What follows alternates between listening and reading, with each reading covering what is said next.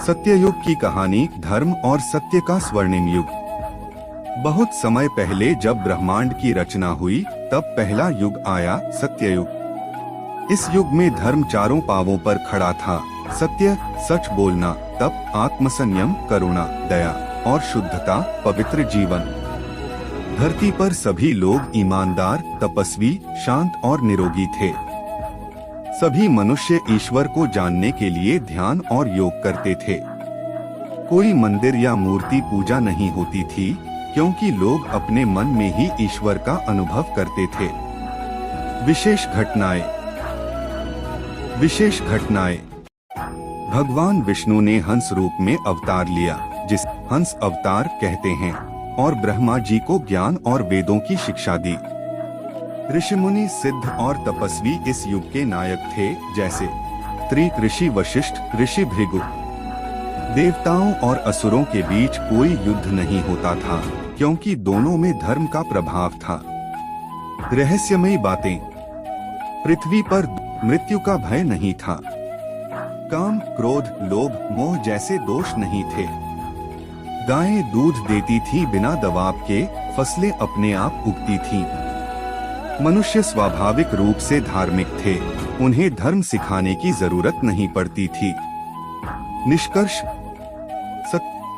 मनुष्य स्वाभाविक रूप से धार्मिक थे, उन्हें धर्म सिखाने की जरूरत नहीं पड़ती थी।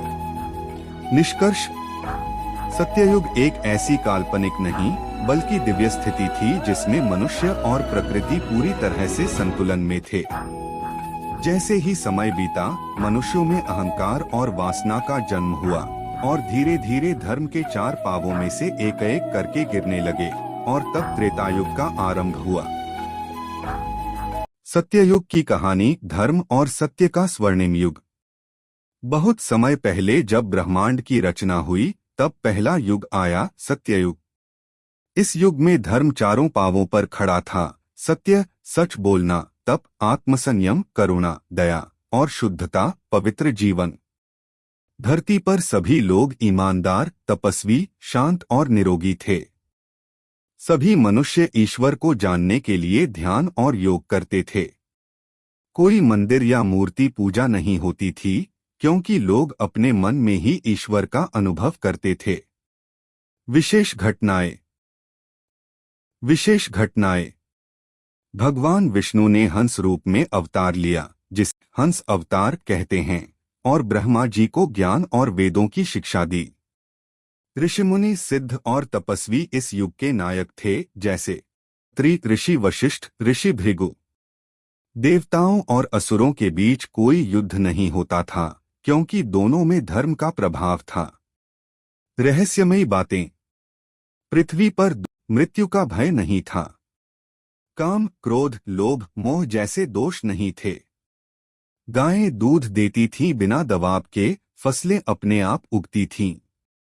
मनुष्य स्वाभाविक रूप से धार्मिक थे, उन्हें धर्म सिखाने की जरूरत नहीं पड़ती थी।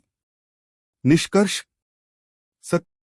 मनुष्य स्वाभाविक रूप से धार्मिक थे, उन्हें धर्म सिखाने की जरूरत नहीं पड़ती थी।